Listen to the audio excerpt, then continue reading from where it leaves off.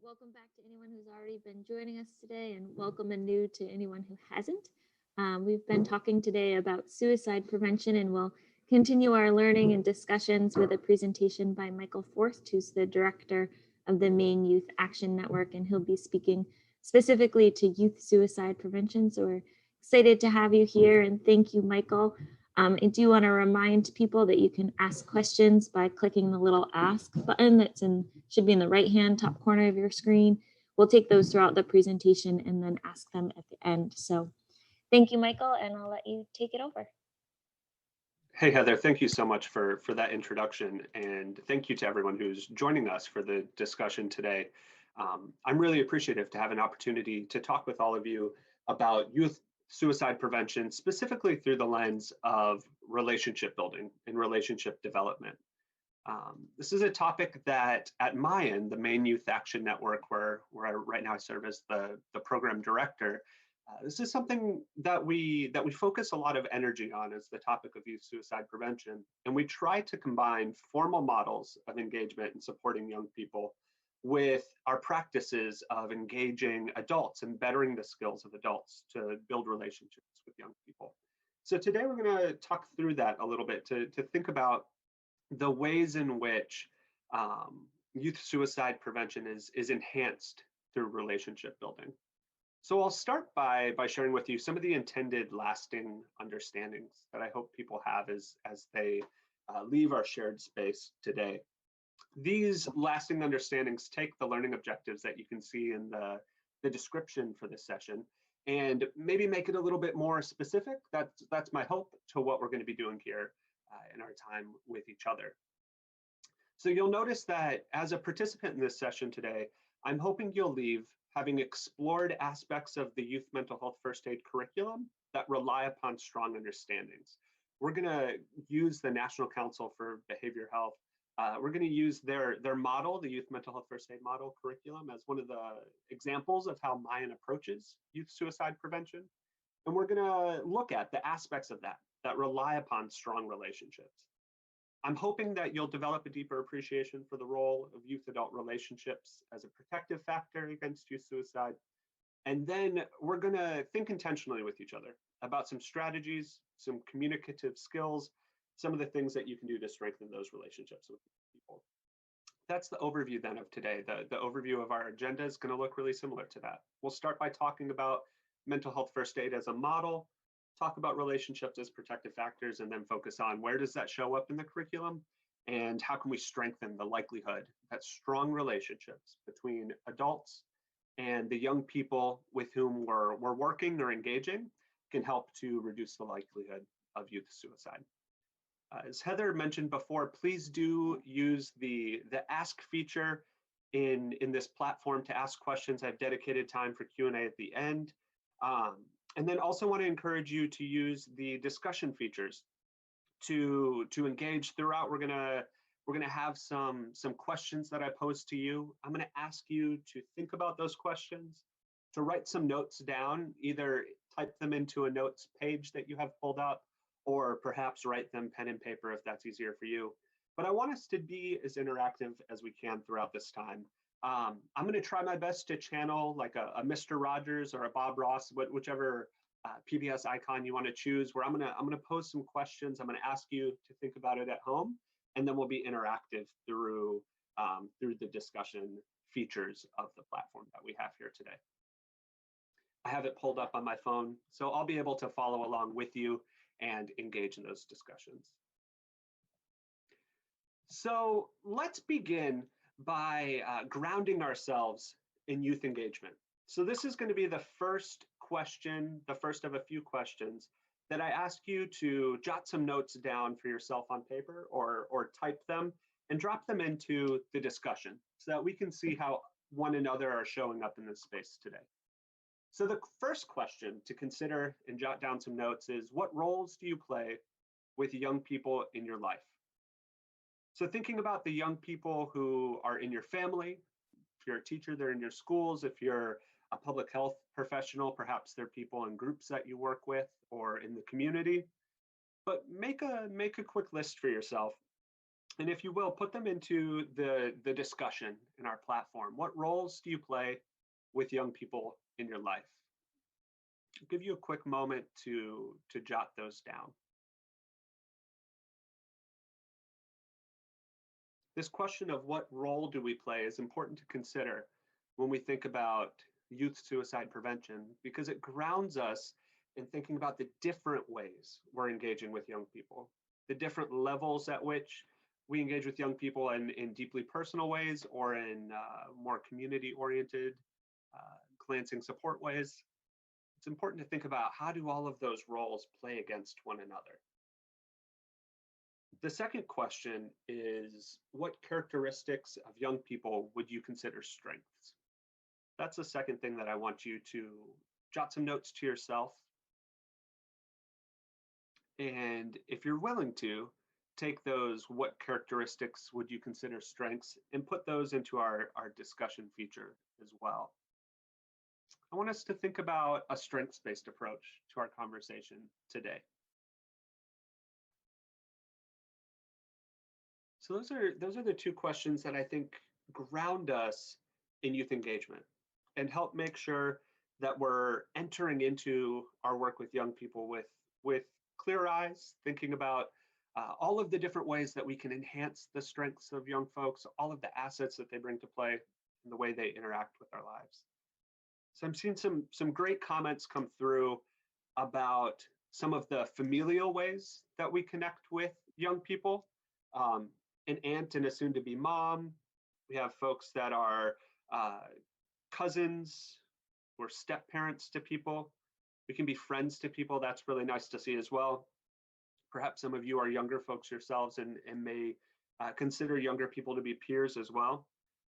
And then I'm seeing some professional roles come through. Things like family nurse practitioner, folks that provide direct services, people that keep data, that help to provide the infrastructures for young people. I'll let you continue to respond if you think about some of the strengths that young people have. And as you do that, I'm going to move us towards thinking about what are some of the key aspects of youth mental health first aid training. Perhaps some of you have taken a youth mental health first aid training previously, and if so, that's phenomenal. I'm glad to hear that. Youth mental health first aid training is offered in the state of Maine by NAMI Maine is one of the key providers, and NAMI is someone who we partner with on some of our other youth mental health projects. They do a fantastic job providing these trainings, and youth mental health first aid is also something that at Mayan we offer, but we tend to offer it for more targeted, smaller communities as opposed to a large offering like NAMI does. So as I move this direction too, I'm seeing the strengths come through. Things like youth are open-minded and hopeful, youth are resilient, they're flexible, curious, humorous, creative. These are all really good words to hear.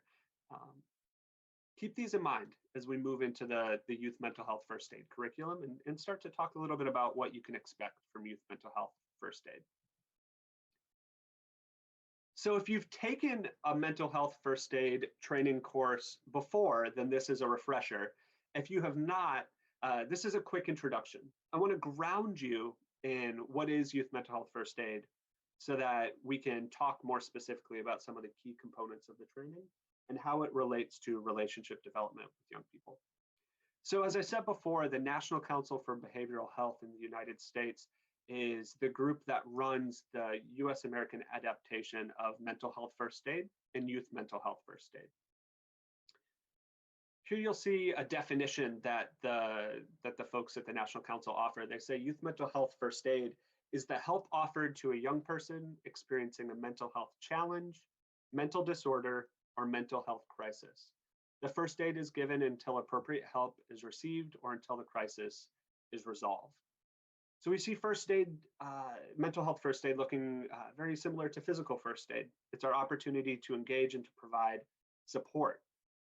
Something that's important to think about from that then is, what is the purpose of taking a mental health first aid course?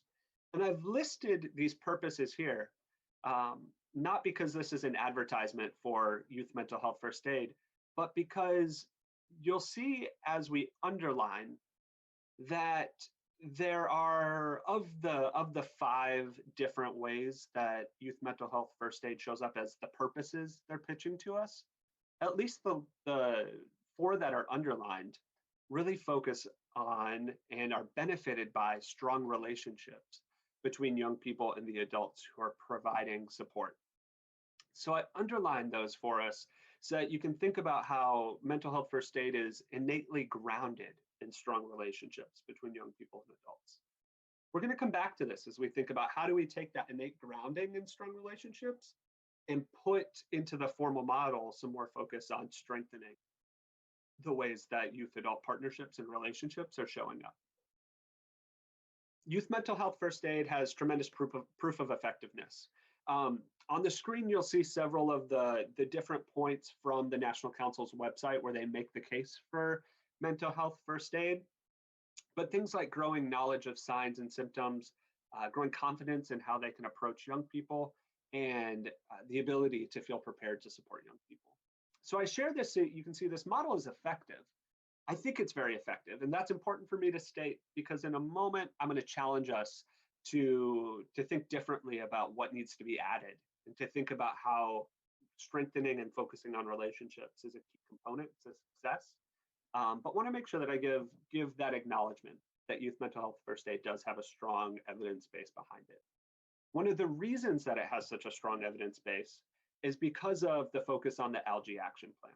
So I stole this slide from the trainer content and have attributed it here. This is the action plan that mental health first aid uses. And the reason that's important is because it gives us logical steps for engaging with young people. But in a bit, we're going to talk about how we can focus on some of those specific steps and really try to pull out the relationship drivers that allow those steps to be successful. Because without relationship drivers, we see that young people can't be engaged as a simple 2-dimensional model that exists on paper, but instead it needs to be nuanced and challenged and made more applicable to specific individual young people that we're working with.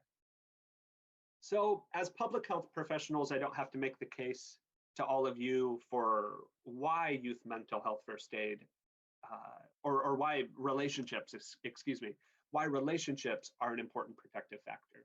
You know as well as I do that positive relationships with an adult shows up on nearly all protective factor lists.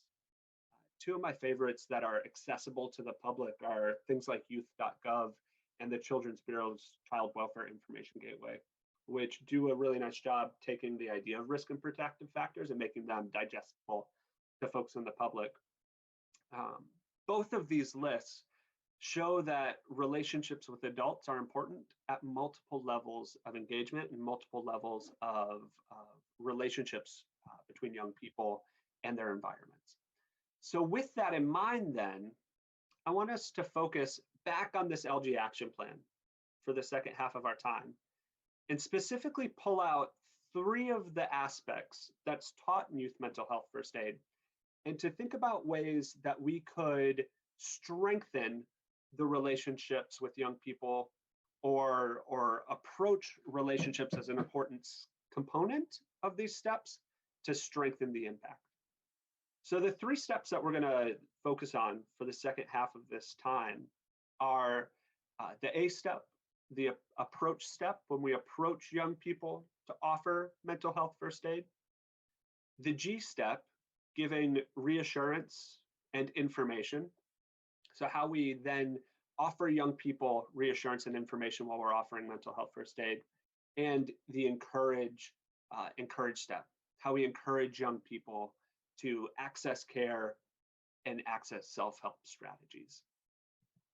Each of these become stronger, more effective when we have a relationship established with young people. That's really the central point that I want to drive home with you today. So let's talk first about this approach step, reaching out to a young person. When Mayan teaches youth mental health first aid, we spend a lot of time thinking about how do we reach out to young people? How do we invite young people into a conversation in a way that will promote a lasting relationship with that young person and make them willing to engage with us and to respond to that approach. So I want you to write down some notes of how you might approach a young person. And I'm going to give you two different examples. These notes are just for you, but I want to give you two different examples, and I'm going to give you 30 seconds to write down for each of these how you might approach the young person. One of the young people you don't know really well, one of the young people you do know really well. And I want you to jot down, how would you approach this young person? So the first young person, you might already be reading this on the screen. The first young person, here's your example. You are a weekly guest invited into a school to lead a project workshop with a group of ninth grade students and their faculty advisor. After 1 month of working with this group, you notice that a student in the group seems unusually sad and distant during your project time. The next week, this student still seems distant from the group and reacts angrily when a group mate asks them a personal question. So you as a visitor of this group, who's been there long enough to have some rapport, the group likes you, they keep inviting you back. How would you approach this young person to check in with them, to express your concern and to see how they're doing? Just take 20 to 30 seconds to jot down what are some of the first ideas to come to mind when you think about how are you going to approach this young person? What are some of the things you might say? What are some of the things that you might do to let this young person know that you care and to try to open lines of communication with them? We'll start the clock, spend 20 to 30 seconds, since I've been talking and giving you a little time anyways, to jot down your ideas here. And then we'll move on to example 2 and see what you come up with there.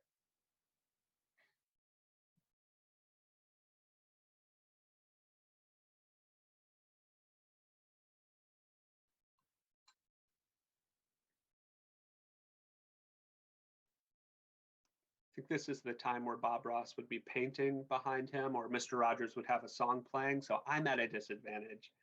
So instead you get me talking a little bit to fill your thinking time. Keep working on this one as you need to. But then let's go to example 2. In example 2, this is where you know the young person well. In example 2, you're at a holiday gathering and you notice that a young person in your family seems unusually sad and distant. At a family dinner the next week, if it's something like my dad's family who meets every week for dinner, so you're back with the family the next week, and this young person still seems distant from the family and reacts angrily when an older family member asks them a personal question. So again here, you're concerned. This time you know the young person better. How do you approach this young person to check in? Go ahead and spend another 20 seconds, 30 seconds jotting down your notes.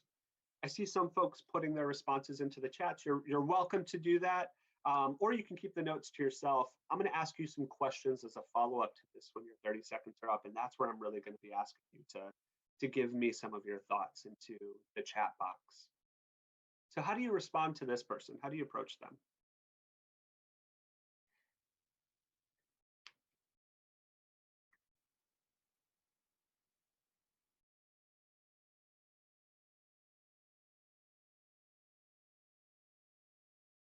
Hopefully what you're starting to notice is that your ability to engage this young person in conversation is greater because you have more access points.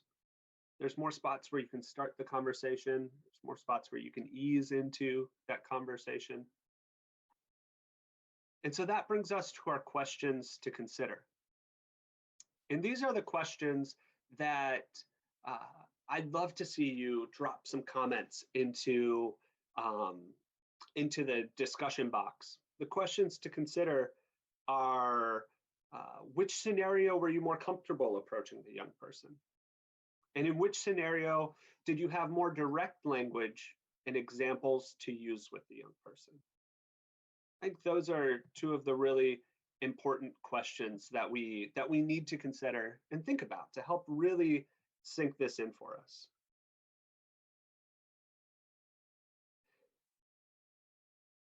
Because of course relationships help to strengthen the way we can support young people, right? That's a pretty entry level thought. But when we start to notice the specific differences, the different ways we can use the language, the different examples we have to use, the ways our body and mind feel more comfortable, depending on the depth of that relationship, that helps us start to realize the work we need to put in to strengthening our skills in communicating with young people and developing strong relationships with young people. Relationships that look more like mutual care and partnership, which make it easier to offer care and to engage in these sorts of conversations.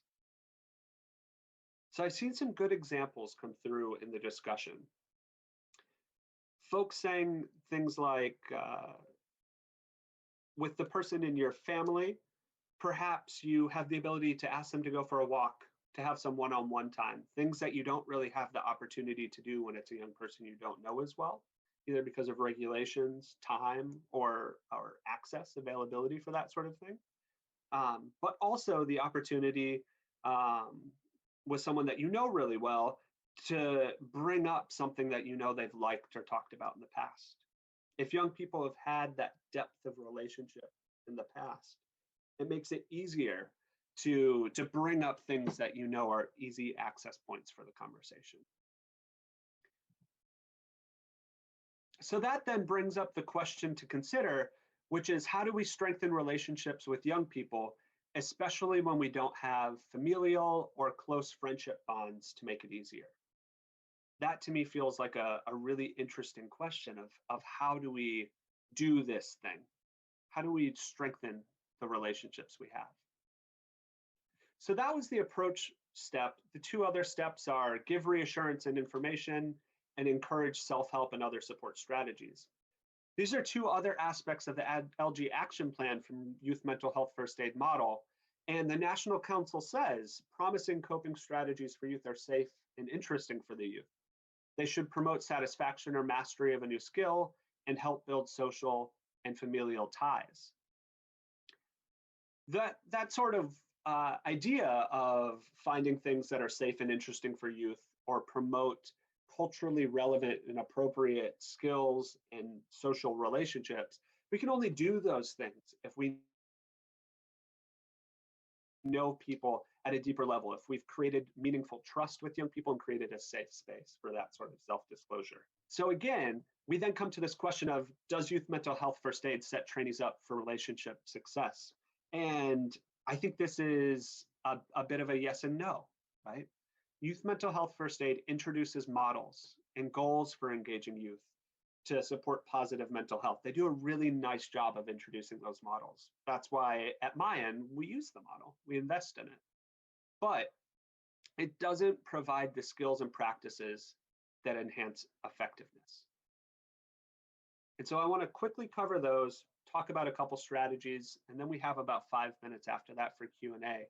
So if you do have questions, I want to pause now and encourage you to drop those into the ask box so that as those questions come up, we can make sure we have time for them and I can be prompted to make sure I answer those. So that was your heads up, your encouragement. So let's come back to these steps then. So we've established it's a yes and no, right? Youth mental health first aid gives us models and goals where we can see relationship development with youth and honing that skill in adults. There's entry points for that. But what we need to do is further invest in youth adult partnerships and engagement skills. And that's why on the Mayan team at Maine Youth Action Network, we couple these formal models with adult skill development to enhance the overall effectiveness of our programming and the overall likelihood of positively impacting youth wellness. There's a next step that we need to read in to make these models truly effective. Because these relationship skill building efforts make it more likely that we'll have success with the ALGAE action plan. So I'll quickly name what are some of the strategies for strengthening relationships. Where should we focus our work and our energy toward growth? So these places include cultivating a curious approach to engaging youth in conversations and leaning towards youth interests. If we can meet young people with a strengths-based approach that leans towards their interests and shows that we're curious about their interests and what they're interested in, it's much more likely that they'll want to engage with us than if we approach with a restrictive or top-down approach to wanting to hear things from young people. So if we can approach with curiosity and allow young people to lead the conversation, that can be really a good choice. And that choice is impacted by or influenced by developing a trauma informed lens with young people, which is the third point here. A trauma informed lens values youth voice and choice and form and predictability. So that predictability says we're going to remember what young people have shared with us when we've been curious. We're going to remember the things they shared so we know where to re-enter into conversation. Form and predictability also says that when we tell young people we'll show up, we consistently show up in ways that are going to be received by them so that we can best support them and they know what they're going to get from us. Youth voice and choice says that we're going to let young people decide what they want to share and how they want to share it. And we're going to lean in the direction of how they want to talk or how they want to share things. And then finally, we approach with a strengths-based view of young people, avoiding fear or deficit models, but instead we lean towards a strengths-based approach. That's why I asked you to name some strengths at the beginning, so that we could make sure that we were coming back to strengths as the way that we begin thinking about young people in the way that we engage young people. If we focus on strengthening skills and attitudes in these areas, then we have a much better chance of engaging in youth mental health first aid or other formal models in ways that will be received positively by young people and actually lead to the change or the impacts that we're looking for. So it's a coupling of formal models with skill development. That's at Maine Youth Action Network, what we try to do to focus on relationships as a way of decreasing likelihood of youth suicide. So Heather, I'll pause there. We have a couple minutes left. Are there questions in the Q&A that I should spend a moment with, or should I wrap up with other points? Looks like we're still waiting for some questions to come through, but can you talk a little bit more about the trauma-informed lens? I think that's might be a new concept for many people, and just how to integrate that into their personal and professional lives. Yeah, a trauma-informed lens it's a big name, right? And it's a big topic that can seem overwhelming oftentimes. What we see with the trauma-informed lens is there's micro practices that we can incorporate into each of our approaches to working with young people that we can all integrate that make trauma-informed care or trauma-informed lens less daunting. So it's a really formal idea, right? It's a really formal theory, and I don't want to take away from that. But some of the ways that we see a trauma-informed lens showing up in our youth engagement would be things like ensuring that we create multiple access points for young people to engage in conversation so that they can engage at a level that's appropriate for what's been happening to them and in their lives before they enter into a space. Young people are impacted differently by things going on in the world. So a trauma-informed lens says, let's create different access points so young people can engage where they're comfortable based on who they are that day, how they're entering that day. A trauma-informed lens also shows up in youth engagement work with things like not asking the opening question of how was your day? Because for some young people, their day's been not good, right? Things have happened.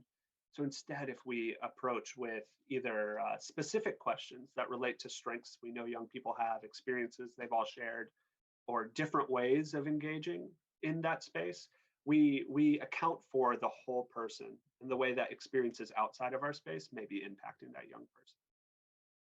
Heather, hopefully that gives you a bit of an answer there.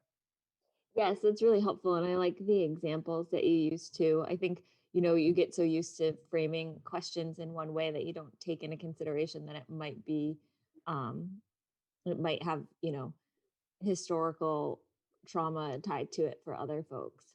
Yeah, absolutely. Absolutely.